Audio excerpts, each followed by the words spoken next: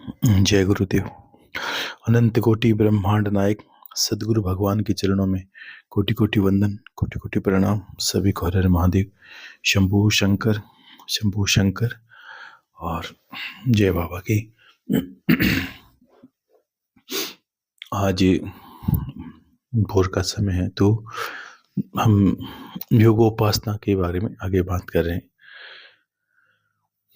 देखो, अभी तक आप लोगों ने अनुभव किया, ध्यान को अभ्यास बनाया, जिसको आप योग की परिभाषा में प्रथम चरण कह सकते हैं। कि दूसरा, फिर आपने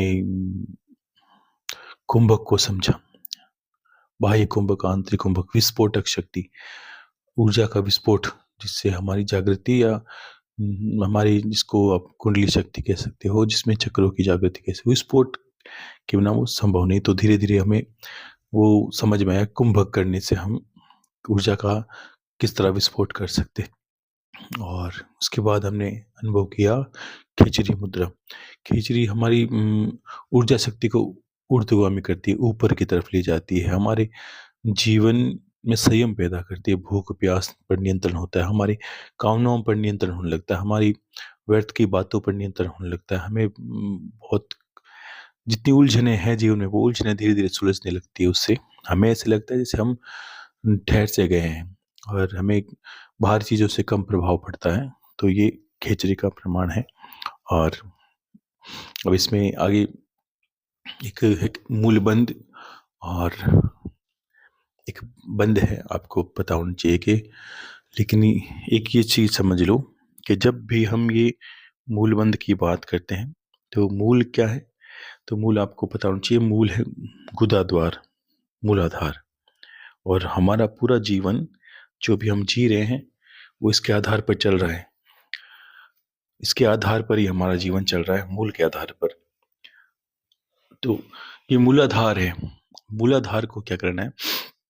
देखो, सबसे पहले भोजन पर अगर संयम नहीं होगा तो हम कुछ भी नहीं कर पा सकते। योग में ऐसा नियम है कि जितना हम कम खाते हैं और जितना हम कम बोलते हैं, उससे ऊर्जा बनती है। अब ये आप समझ लो कि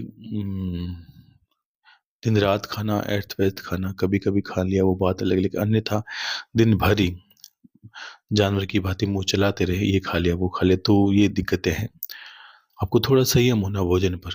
आपकी समयबद्धता निश्चित नहीं है। कैसे? अभी हमें क्या करते हैं कि फिक्स है, सुबह खाना खा लिया, 2 वक्त इंसान खाना खाता है शरीर चलाने के लिए, लेकिन ऐसा नहीं है। आप एक वक्त भी खा सकते हो, जरूरत के हिसाब से खा सकते हो।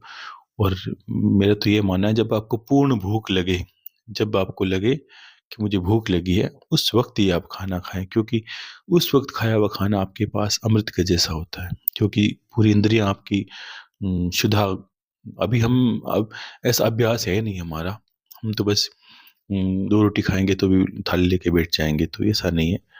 आपको ये भान होना कब भूख लगती है, जब पूर्ण भूख हो तब खाएं,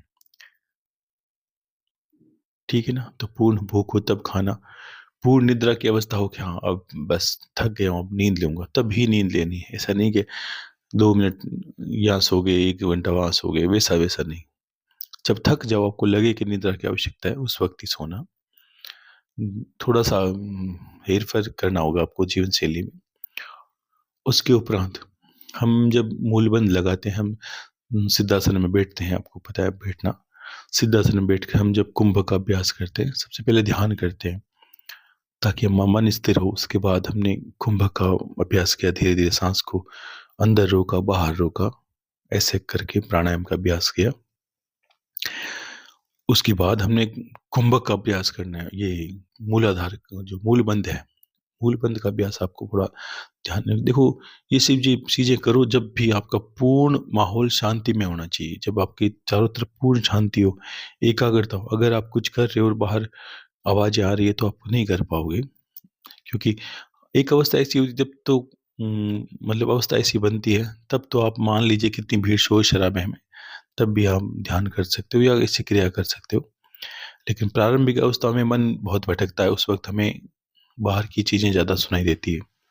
किसी ने आवाज करी, किसी ने आवाज लगाई, कोई ने, किसी ने खटखट बजाया, तब मन परेशान हो जाता है। और हम बैठते तो हैं लेकिन होता कुछ नहीं है, उसका परिणाम है कुछ नहीं प्राप्त होता। ठीक है ना? और एक निद्रा से बचना है, जितना आलसी होगे तो उतना ज़्यादा आप मौत की तरफ ही पग रख रहे हो, ये समझ लो आप। तो अब मूलाधार का अभ्यास, जो मूलबंध का अभ्यास के, ये जो आप क्रिया करते हो ध्यान, कुंभक और खिचड़ी, उस वक्त आपको क्या करना है कि अपनी जो, देखो हमारी जो मूलाधार से वायु निकलती है, जिसको हम सोच आदि से निवृत्त होते हैं, तब ये अपान है वायु, इसका नाम अपान है। जो हम लेते हैं वो प्राण है। प्राण का अपान में संयोजन, यानी ये दोनों अगर एक हो जाए तो कुंडली शक्ति की जो हम बोलते हैं कि ऊर्जा शक्ति है, जो मिलने वाली ऊर्जा है, उसको एक ऊपर उठने का मार्ग मिलता है। यहाँ हम क्या करते हैं कि जब हम भोजन कम करते हैं तो हम कर ऐसा पेट को इधर उधर कर सकते हैं, पेट पर थोड़ा कंट्रोल कर सकते हैं। पेट में समा ही नहीं रहा है, फिर ये कर रहे हैं वो कर रहे हैं, पेट में कब्ज, एसिडिटी, ये बीमारियां पड़ी पड़ी पड़ी है, तो आपको इसमें आपका ये चीजें करना व्यर्थ हो जाता है। इसलिए पेट को पहला शांत रखो, स्वच्छ रखो।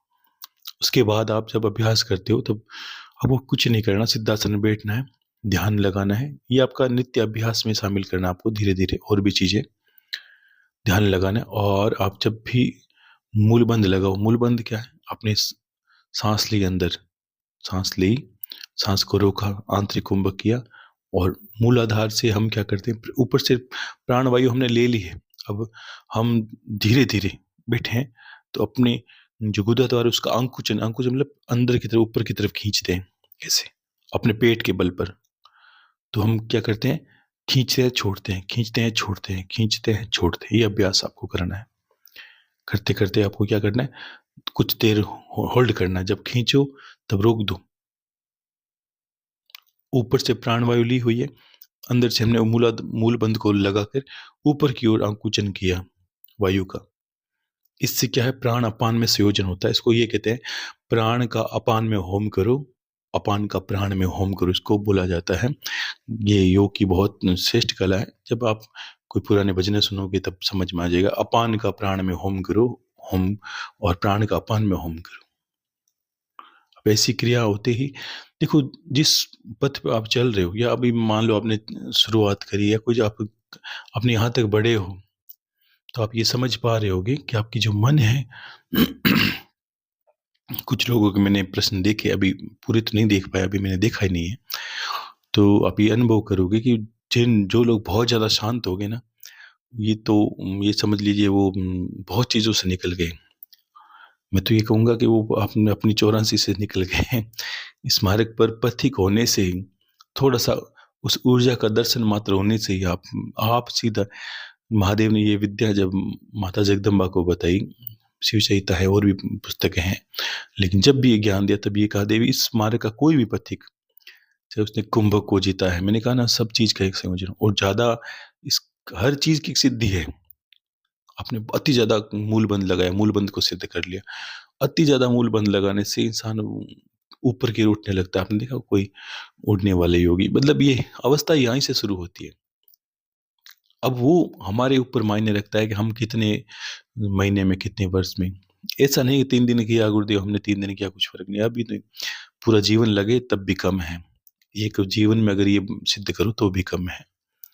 क्योंकि आपके ज्ञान के चक्षु, आपकी ऊर्जा का स्तर, आपके सोचने समझने की क्षमता एक सामान्य मनुष्य से 1000 गुना ज़्यादा बढ़ जाएगी।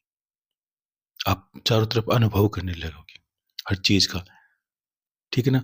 इसके बाद आपको और भी बंधेगा, लेकिन ये एक-एक चीज़ शामिल करनी है। अभी आपके जीवन शैली में 1 घंटा बैठे हो, तब आप ये ध्यान रखो कि शुरू में 5 मिनट आप शांत होके बैठ जाओ, उसके बाद साँसों पे ध्यान दो। गहरा लो, गहरा छोड़ो, ठीक है? और 1-2 मिनट शांत होने के बाद आप सोहम से अभ्यास शुरू करो। सोहम, सोहम, सोहम। 10 मिनट ये किया पूरा-पूरा। 2 मिनट ध्यान करके शांत होके बैठना है, 10 मिनट सोहम करना है। 10 मिनट के बाद आपको योगाभ्यास शुरू करना है। तब आपको क्या करना है, साँस को ली, रोक दीजिए। फिर वापस छोड़ो, उसको भी रोक दीजिए। फिर लो, इससे आपकी ऊर्जा, योगियों की यही विधि है, दूसरी कोई विधि नहीं है, चाहे दुनिया कुछ भी कहे। ये विधि है जिससे उसकी आयु बढ़ती है। और जितनी भी शरीर में व्याधियां हैं, अगर आप रोते चिल्लाते हो तो इसका कोई ऐसा, देखो ये एक सच्चा पथ है। यहाँ पर मैं ये नहीं कह सकता यहाँ से फूंक मारूंगा आप ठीक हो जाओगे, ऐसा नहीं। एक पथिक की बात है, आप करो, अनुभव करो। और सिर्फ रोते रहोगे तो कुछ नहीं मिलेगा। यहाँ रोने का कुछ नहीं है कि आप रोओगे चिल्लाओगे तो यहाँ सिर्फ एक ही मार्ग है, आप करो। और जब तक आप पूर्ण समर्थ नहीं बन जाते, आपको कुछ नहीं मिलेगा। ठीक है? तो आप ये करोगे, तब यहाँ तक पहुँचने के बाद अगर आपने अनुसरण किया है, तो सब चीज़ें आपके सामने आ जाएगी, सब दर्शन आपके सामने आ जाएंगे, सब ईश्वर का स्वरूप आपके समझ में आ जाएगा, वास्तविकता। और मैंने कहा गिल्ली मिट्टी की भांति है, जैसा आकार दोगे वैसा बन जाएगा। इसलिए फिर आपको कुंभक करना है। उसके बाद कुंभक के साथ जैसे आपने सो लिया, उसी वक्त आपको 10 मिनट खेचरी का अभ्यास करना है। जीवा को तालू पे लगाना है और सोहम भी चलने देना साथ में। आपका मन पूर्ण शांत हो जाएगा। आप बिल्कुल समाधि के चारों तरफ आपको लगेगा जैसे पूरा शरीर सुन्न सा हो गया है, बिल्कुल मैं हूं ही नहीं, आपका अस्तित्व खत्म हो जाएगा उस वक्त। आप हो कि नहीं हो, यही अवस्था आगे जाके बहुत पूर्ण सिद्धत्व की ओर, पूर्ण शून्यता की ओर, पूर्ण शिवत्व की ओर, अहम ब्रह्मास्मि की ओर ये अवस्था जाती है। एकदम सटीक ऐसा मार्ग है जिसकी कोई जोड़ मरोड़ तोड़ नहीं है। अगर कोई बनावटी कुछ कहे ये कर लो वो कर लो, इसमें आपको कहीं जाना, कहीं बैठना, कहीं उठना कुछ नहीं करना। आप घर बैठ के, चाहे हिमालय में बैठकर, चाहे गंगा के तट पर बैठकर, चाहे जंगल में जाकर करोगे, तब भी यही आना है, यही मार्ग है, दूसरा कोई मार्ग नहीं है इसका। अगर आप ऐसा नहीं कि नंगे होकर हिमालय में बैठ गए तो आपको 2 मिनट में सिद्धि मिल जाएगी। ये भी विषय आपका मैं क्लियर कर देता हूँ कि देखो, शरीर को विपरीत परिस्थितियों में ले जाने का अर्थ है मन को शांत करना। बताऊं कैसे? आज सर्दी है और मैंने सारे वस्त्र खोल के मैं कहीं एकांत में बैठ गया, छत पर या नीचे बैठ गया, कहीं एकांत पर जहाँ बहुत ठंड है, ऐसा लगता है जहाँ बिना कपड़े नहीं बैठा जाएगा। और मैंने आंखें बंद करके बैठ गया, मैंने धुआं जला लिया या अग्नि सामने जला ली और मैं बैठ गया। तब देखो शरीर की परिस्थिति क्या होती है कि शरीर को ठंड लगेगी और मन में ऐसा आएगा, भाव आएगा कुछ ओढ़ के बैठ जाए ठीक है, कुछ गर्म ओढ़ के बैठ जाए ठीक है। लेकिन हमें बैठना नहीं है। मन को नियंत्रण करने का तरीका है विपरीत परिस्थितियों में। आपने देखा होगा लोग गर्मी होती है तब अग्नि की चारों तरफ साधना करते हैं, उससे कोई सिद्धि नहीं मिलती। सबसे पहले उसमें यही कारण होता है कि मन पर नियंत्रण कर रहे हैं वो। ऐसा नहीं कि चारों तरफ आपने 5 लकड़ियां जला ली और बैठ गए, बीच में उठते ही आप सिद्ध बनोगे, सीधे परमात्मा को हासिल कर लोगे, ऐसा कुछ नहीं है। वो अग्नि साधना भी है, अग्नि चक्र साधना कह सकते हैं उसको। लेकिन सबसे पहले जो विपरीत परिस्थिति में जाने का कारण है वो है मन को नियंत्रण करना। मन परिस्थितियों से विपरीत होता है हमेशा। हमें बुखार आता है तो मन छटपटाने लगता है, हमें पीड़ा होती है तो मन कैसा है, बस दवाई लाओ, किसी प्रकार में ठीक करो। वो सहन कुछ नहीं करना चाहता, वो परिस्थितियों से भागता है। यही मन की परिस्थिति है जो इंसान को व्याधियों में, रोगों में, उसकी मृत्यु तक कर देती है। मुझे तुरंत चाहिए, भूख लगी रोटी तुरंत चाहिए, अरे रुक जाओ, नहीं। और नहीं रुक पाओगे, ये कौन कह रहा है? ये मन का ही भाव है। मुझे पीड़ा सहन नहीं होती, ये मन का भाव। मेरे परिवार में दुख है, ये सहन नहीं होता। ये किसको नहीं होता? आप थोड़ा विचार करोगे। देखो, जब तक ज्ञान नहीं जानोगे, विचारशील नहीं होगे, तब तक ये गहन अध्ययन कर ही नहीं सकते। आपको जो भी चीज परेशान कर रही है, ऐसी एक चीज मुझे लिख के भेजना आज जो आपकी आत्मा को परेशान कर रही है। सही बात है, आप लिख ही नहीं पाओगे क्योंकि आत्मा तक आपका स्तर गया ही नहीं है अभी तक। आपको जो भी चीजें परेशान कर रही है वो सब वो मन से जुड़ी है।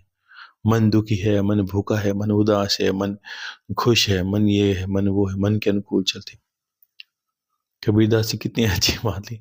माया मरी न मन मरा, मर मर गया शरीर, आत्मा तृष्णा ना मरी, यूं कह गया दास कबीर। कितनी कितनी गहरी बात है, लेकिन होने से क्या होता है, तो अनुभवशील इंसान अनुभव कर सकता है। ठीक है ना? तब ये परिस्थितियों को आप धीरे-धीरे अपने अनुकूल बनाओ। ये करना है आपको जीते जी, इसी जन्म में करना है। अब मरोगे तो फिर मरते ही रहोगे, ध्यान रखना। और आगे का जो समय है, आपका जन्म मनुष्य में हो चाहे किसी योनि में हो, मुझे नहीं लगता कि जो परिस्थितियाँ सामने हैं या जिस तरफ चारों तरफ ढकोसले ढोंगबाजी चल रही, ज्ञान कहीं नहीं है। ज्ञान छुपा के रखना पड़ता है।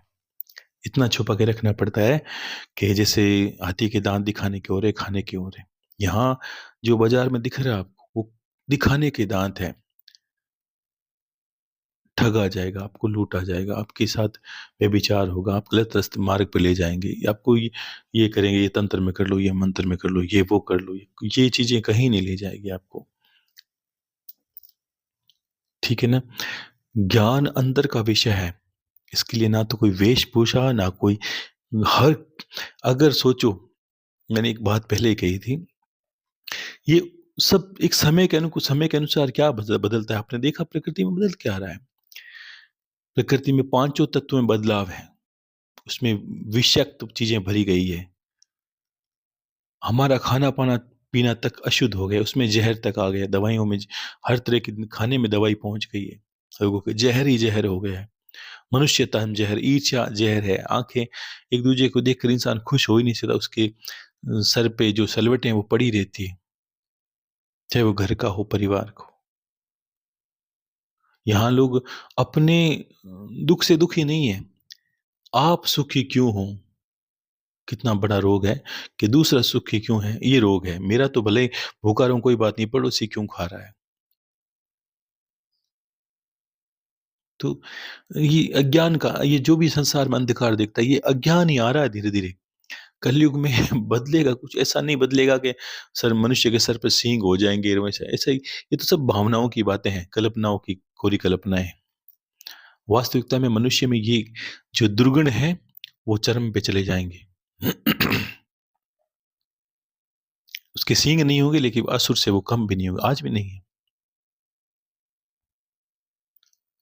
और साधु साधु महत अब बार मतलब हाल की परिस्थिति में आप ढूँढोगे तो आप क्या मतलब शुरू कहीं से शुरू हो जाओ, आपको लगेगा रोड के किनारे कपड़े पहन के लोग, कोई माला बेच रहा है, कोई रुद्राक्ष बेच रहा है, कोई माँगने के लिए निकला है, लेकिन वो साथ में व्यापार भी कर रहा है, हर तरह की चीज़। लेकिन अगर उसके पास ज्ञान होता, तो कहीं बैठ के भी खा सकता था, उसका ज्ञान से पाला पड़ा नहीं है। अगर मेरे पास ज्ञान है, मुझे माँगने की आवश्यकता नहीं है। मेरे ज्ञान के आधार पे आप कुछ देते हो तो? मेरा ज्ञान है। मेरा ज्ञान ही है जो आपको मेरे चरणों में झुका के रखता है। मेरा ज्ञान ही है जो मुझे मेरे गुरु के प्रति नज़दीक लेके जाता है। मेरा ज्ञान ही है जो मुझे मेरे ईश्वर के बहुत निकट रखता है। मेरा ज्ञान ही है जो मेरे चारों तरफ ईश्वर, ईश्वर है। जहाँ मैं देखूँ ईश्वर है। आपको लगेगा एक मूर्ति, इसी में आगे जाते हैं तो शब्द आता है प्रतीक उपासना योग में भी। ये भी साथ में आज सुनो आप। इसलिए कहते हैं कि मैं क्या अनुभव करता हूँ, आप मेरा जानो, मैं क्या अनुभव करता हूँ। मैं जहाँ जिस परिस्थिति में बैठा हूँ, मैंने एक पल के लिए, या तो ऐसा दिन नहीं जिस दिन मैंने बाबा को देखा नहीं, रोज़ देखता हूँ। लेकिन उसके लिए अब ये नहीं कह सकते कि मुझे भी दिखाऊँ, और ये नहीं होता। जैसे एक ये समझ लो कि कोई सावन में अंधा हो जाए, सावन में क्या होता है, हरियाली होती है, अंधा हो जाए, तो उसको उसका अंतिम दृश्य है ना, वो उसकी आँखों में एक याद की तरह भरा पड़ा रहता है। उसको कहते हैं सावन के जो अंधा है, उसको सिर्फ़ हरियाली दिखती है। तो ये समझ लीजिए मैं सावन में अंधा हो रखा हूँ। मुझे चारों तरफ वही दिखता है। उसके बाद कोई दृश्य नहीं है। जहाँ बैठता हूँ, मेरी भावना आपकी ये योग से क्या होता है, भावना सबसे पहले प्रबल होती है। आपके सोचने समझने की शक्ति, आपके अनुभव करने की शक्ति कि यहाँ क्या होने वाला है, ये अपने आप ही आपको आएगा, इसकी कोई अलग से मंत्र नहीं है। अपने आप आपके अंदर वो प्रकाश होने लगा कि कौन कहाँ मरेगा, किसकी दुर्गति कैसी है, कौन गलत रास्ते जा रहा है।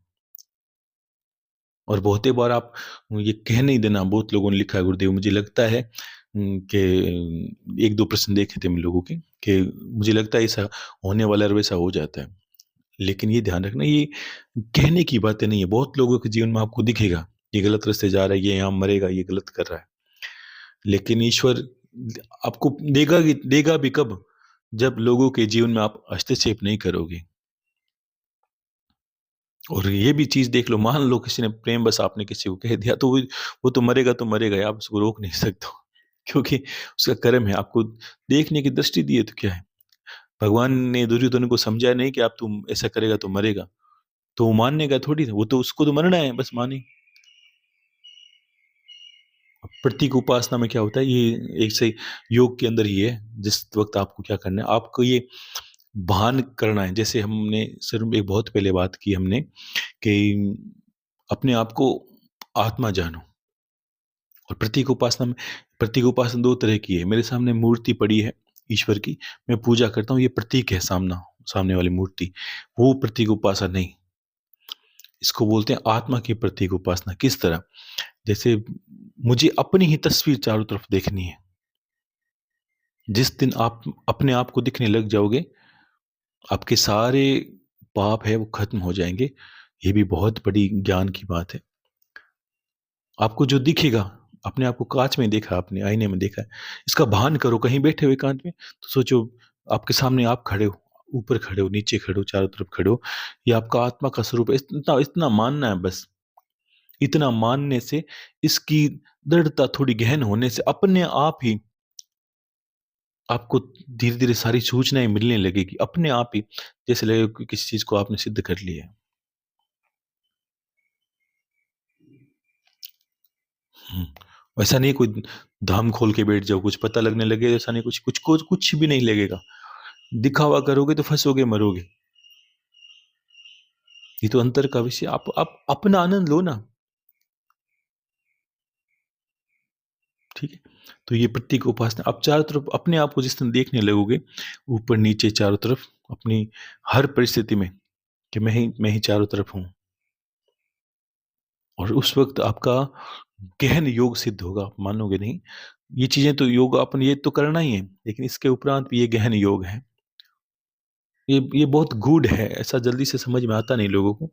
और मैंने कहा एक वक़्त ऐसा आएगा जब मैं बोलूँगा, हो सकता है आपको लगे जैसे बातें कानों के ऊपर से, सर के ऊपर से जा रही है।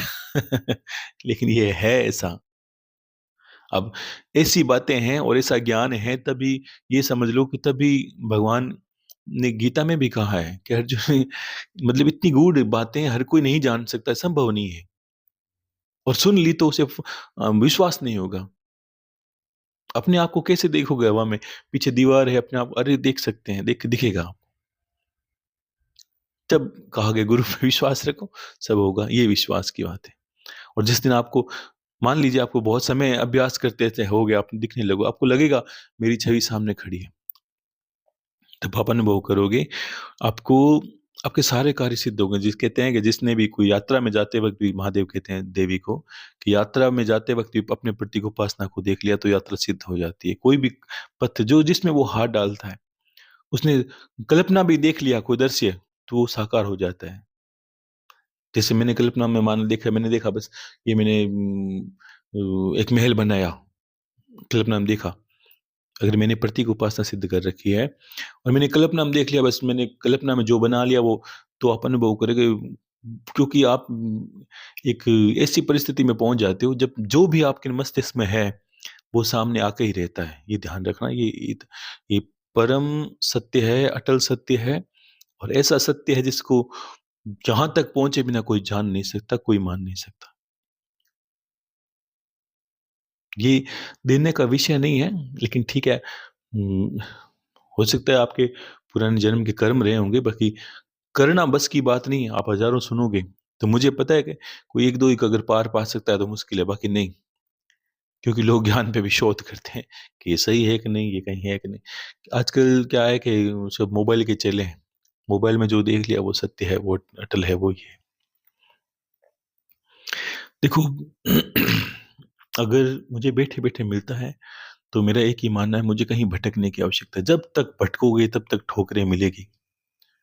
जब तक ढूंढने जाओगे कुछ भी नहीं मिलेगा, कुछ ढूंढना ही नहीं है। वास्तविकता ये है, जब मैंने भी ढूंढने का प्रयास किया कुछ भी नहीं मिला, सिर्फ ठोकरें। पुस्तकों में देखा ठोकरें, क्योंकि जिसको पता चल गया वो पुस्तक नहीं लिखी, मैंने तो नहीं लिखी। मैंने तो एक भी चीज नहीं, कुछ चीजें लिखी थी और मैंने खुद अपने हाथों से जला के नष्ट कर दिया। मैंने कहा बस ये लिखूंगा तो कोरी कल्पना लगेगी, बस जिस पर ईश्वर की कृपा होगी, ये तो बात सत्य है। जिस पर ईश्वर की कृपा होगी, जो जिसका वो चयन करेगा वही जानेगा, नहीं तो अन्यथा आप मर जाओ, मिट जाओ, नहीं जान पाओगे। बहुत तो हैं, निकल गए घर से, घर से निकलने से क्या मिलता, कुछ भी, कहीं नहीं जाना होता कुछ भी। ऐसा ऐसा षड्यंत्र प्रपंच करने की जरूरत नहीं है कि बस वेश पहनो, ऐसा कुछ नहीं। कुछ भी जो दिखता है, मेरे जानने के बाद ये अनुभव किया, जो भी दिखता है वो सब झूठा है, कपट है, षड्यंत्र है। कोई ऐसा मिले जो सत्ता का ज्ञान दे, वो सिर्फ इतना ही हुआ। मैंने कुछ नहीं किया, मैंने सिर्फ अपने गुरु की सेवा की है, अपनी गुरु के पादुका की सेवा की है। बाकी मैंने सच बताऊं, मैंने कुछ भी नहीं किया। मैंने मेरे बाबा से प्रीत की है, मैंने महादेव को तन मन से प्यार किया है, मैंने जगदम्बा को अंतर में बिठाया है, सदा उसी के साथ ही रहा, सदा उसके साथ रहा। ये कल्पना मेरी संघन होते होते मुझे सब चीजें प्राप्त हो जाती। यहाँ क्या है, भूखे प्यासे मर रहे हैं कुत्ते बिल्ली की बात, बस उनका एक ही लक्ष्य है, पेट पूर्ति। कहते हैं ना कि पशु क्या है, पेट का भूखा है, बस उस पेट की चीजें मिल जाए बस वो शांत है। वैसे ही मरेंगे मिटेंगे, ऐसे ही है दुनिया। अगर आप भी ऐसे ही जाओगे तो ऐसे ही मरोगे, इसमें कोई ये श्राप नहीं है ना आपको वरदान है। अब लक्षण तो आपके होंगे, कैसे आपको कैसे जीना है, कैसे मरना है, वो आपका चयन है। लेकिन ये योग करते करते देखो, सब बातें समझ, आज आप समझदार हो कि आज ये बातें आप मत ही करो तो अच्छा है, कि मेरा ये दुख है, मेरा ये सुख, ये चीजें आपको ने ये नहीं समझा कि ये पार नहीं है। अगर मैं गलत इंसान को मारने जाऊं, पीटने जाऊं, तो आप अनुभव करोगे। अगर एक हो तो वो कहते हैं ना कि एक भजन सुना था मैंने बहुत अच्छा, उसकी कड़ी के कि अब हर घर में रावण बैठा, इतने राम कहाँ से, ऐसा कोई कड़ी थी उसके अंदर, बहुत अच्छा भजन था। मतलब हर चीज उस समय के अनुसार बदल गई। एक रावण था तब तो भगवान राम ने चयन किया भाई उसका वध करना है, वहां जाके समुद्र के पार गए, लंका जाके वध किया। अब वो कहाँ कहाँ शुरू करे, हर घर में ही एक मिल जाएगा रावण आपको, हर गली में, हर मोहल्ले में खड़ा है। तो इतने कहाँ से अवतार हो भगवान के। तो यही अंत का कहा, बस ये इस पूरा समाज, ये सारा पृथ्वी नष्ट होगी। क्यों नष्ट होगी, क्योंकि एक रावण हो तो मारे। यहाँ तो पूरी रावण, अब यही बात है कि जैसे मोबाइल के अंदर आपने देखा कभी कभी ऐसा होता है कि जैसे मोबाइल रुक जाता है, उसकी जो सारी गतिविधि रुक जाती है, तब वो कंप्यूटर में डाल के ऐसे इसको सारा स्कैन कर देते हैं। मतलब उसका जो भी सारा उसका जो सामग्री है, जो उसकी अंदर में जो भी है, वो सारा डाटा साफ कर देते हैं। अब उसको साफ करने के उपरांत ये पता चलता है, तब जाके वो काम करती है। यही संसार की स्थिति हो गई है। क्यों, कि खान पान से झूठे हो गए, रोग द्वेष ईर्ष्या, उसके उपरांत वायु प्रदूषण, ध्वनि प्रदूषण, पांचों तत्व को नष्ट कर दिया। प्रकृति को इतना दोहन किए जा रहे हैं कि बस इसको खा जाएंगे, पूरी भूमि को खा गए हैं। और ये ऐसी दीमक है मनुष्य नाम की, जो किसी को नहीं छोड़ता। और हम ये कामना करते हैं कि हमारे पीछे शत्रु लगे, हमारे पीछे बैरी हैं। अरे यहाँ, ये तो चलो, ये तो बैर एक सामान्य हो गया। यहाँ लोग प्रकृति को खा रहे हैं, दीमक की। मनुष्य आज दीमक से ज्यादा कुछ नहीं, ये उसकी दुर्गति है। धर्म खुद एक दीमक की भरे हो गया, ये धर्म खा रहा है लोगों को। लोगों ने धर्म की परिभाषा बदल दी। धर्म क्या कहता है, इसको मार तो उसको मार, उसको काट, उसको अपने अपने शरण में लेके आ। आपको किसने बताया कि इसको जबरदस्ती अपने शरण में लेके आना है, इसको इस धर्म में ले जाना है? ये कौन हो आप, ठेकेदार? ये धर्म के नाम पर भी खाना हो रहा है, ये मार मनुष्यता को रहे हैं, नाम धर्म का ले रहे हैं। और मेरे मस्तिष्क में ऐसा कोई धर्म है नहीं जो जो आपको पार ले जाए। कोई धर्म नहीं ऐसा। इसलिए पहले ही संत समझ गए, तो उन्होंने निज धर्म नाम दे दिया इसको। आप अपना कल्याण करो, बाकी तो आप भूल जाओ। ये धर्म जहां जाना है वहां जाएगा। अंतर में विवेक नहीं होगा तब तक धर्म का अर्थ ही नहीं जान सकते। तो ऐसे ही मतलब अगर देखें तो विष ही विष उगलते हैं अंतर में। इन लोगों के लिए ऐसा ही निकलता है, जैसे दुनिया को देखते हैं, जैसे जीव जंतुओं की दुर्गति को देखते हैं, पशु से प्रेम नहीं, पक्षियों से प्रेम नहीं, जीवों से प्रेम नहीं, खाए जा रहे हैं, अपना पेट इतना कर लिया है जैसे पूरी दुनिया को ये लोग खा जाएंगे। जैसे होता है ना, एक व्यापारी वो ब्याज खाता है, बस गरीब का इतना पैसा खा लो, बस उस किसी प्रकार उसको खा के नष्ट कर दो ताकि ये बचे ही नहीं। ये वो गरीब को नहीं खा रहा है, वो मनुष्यता को खा रहा है। वैसे ही वो क्या दीमक हो गई है, अब भगवान को लगने लगा है वास्तविकता में, और ये दीमक की भांति है। जब इनका नाम लेते हैं तब भी अंतर में से क्रोध सा प्रकट हो जाता है कि कहाँ जाके मरेंगे पता नहीं। तो ऐसा ही है, बस ज्यादा कुछ नहीं कहना, आप निकलने का प्रयास करो। बाकी दुनिया को मत दिखाओ। कहते हैं कि हाथी के दांत दिखाने का, आप दिखाओ कुछ और अपना। रहना सहना मैं करता हूँ, अपना रहना सहना मैंने अलग से रखा है। मैंने जहां मुझे नंगा होना है वहां नंगा हो जाऊंगा, जहां कपड़े पहनने वहां कपड़ा पहनूंगा। तो वो आपका विषय है कि आपको किस तरह क्या करना है। अपनी बुद्धि, अपना विवेक आपके पास है, क्या करना क्या नहीं करना ये भी आप स्वतंत्र तो। और मैंने गुरु विद्या से आपको स्वतंत्र, बहुत लोगों ने अभी बीच में काफी दिन पहले किसी ने माता ने कोई मैसेज किया था कि गुरुदेव में एक गुरु और बनाना। मैंने कहा एक नहीं, आप 1000 बनाओ। मैंने, आप ये कभी मत कहना, मैंने पहले ही कहा था, आप स्वतंत्र हो मेरी तरफ से, कोई तरफ बाधा नहीं है ना। मेरा कभी दोष लगेगा आपको कि आपने इतनी बातें सुनकर आपने दूसरा गुरु चयन किया। आप जो भी इच्छा करो, ये जरूर कहूंगा आपका कल्याण करो, गलत रास्ते मत जाना, जैसा आपको उचित लगे वैसा करो, ठीक है। और ईश्वर ने तो बहुत आपको कहते हैं ऑप्शन दे रखे हैं। कोई महादेव, आप किसी को भी पूजो, बस अपना कल्याण करने का, अपने कल्याण का मार्ग जब तक खुद चयन नहीं करोगे तब तक मैं तो यही कहूंगा कि भटक भटक के मर ही जाओगे, ठीक है।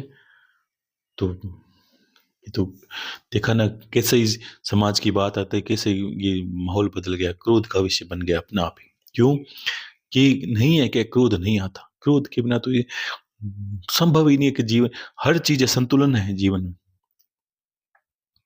लेकिन ये समझो कि ये गलत विषय आते, जैसे कहते हैं ना कि प्रेतों की बातें आते प्रेत ही प्रेत याद आते हैं, वैसे ही अगर दोस्त देखने जाएं दोष ही दोष है। लेकिन क्या करें, चारों तरफ माहौल देखो आप कैसा है।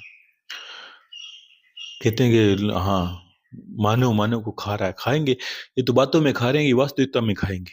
अभी तो बात सिर्फ बातों में खा रहे हैं, ईर्ष्या द्वेष से तो, कपट से खा रहे हैं, ब्याज से खा रहे हैं, लोगों से लूट रहे हैं। वो तो एक एक माहौल है, व्यवहार से खा रहे हैं। फिर ये वास्तविकता में खाएंगे जैसे लोग खाना खाते हैं वैसे। तो इसके बिना तो अंत कैसे होगा। लेकिन आज ये मनुष्य नाम की दीमक है, वो पूरे संसार को लग गई है, ठीक है। तो आज तो इतना ही बहुत है आप लोगों के लिए। तो खुश रहिए सभी, हर हर महादेव। और ये प्रतीक उपासना का आप थोड़ा ध्यान रखें। ये कभी ये चीजें जो बताऊं ये आगे आपको जरूर एक बार फैलाने की जरूरत नहीं है। पूजा पाठ की विधियां आपको लगे तो बताओ लोगों को, वो आप पर निर्भर करता है। योग का एक पथिक होता है, मार्ग होता है कि जिसको करना है वही करें, जो शुरू से करता है वो उसको अभ्यासी वही करें। हर किसी के लिए नहीं है कि हर कोई बैठ जाए। आप शुरू से सुन रहे हो, कर रहे हो, यहाँ तक आप समझ रहे हो मेरी बात को कि मैं क्या कहना चाहता हूँ, तब आपके लिए है, ये करना ही चाहिए आपको, ठीक है। और पार्थ का काम है थोड़ा अभी रुका हुआ है, मैं अपने आप ही आपको ये मैसेज या किस तरह आ जाएगा आपके पास, थोड़ा बाहर का काम है यहाँ पर मेरे पास थोड़ा सा, वो होते ही आपके पास चीज़ें वो पहुँच जाएगी। खुश रहिए, हर हर महादेव, शंभू शंकर, शंभू शंकर, जय गुरुदेव।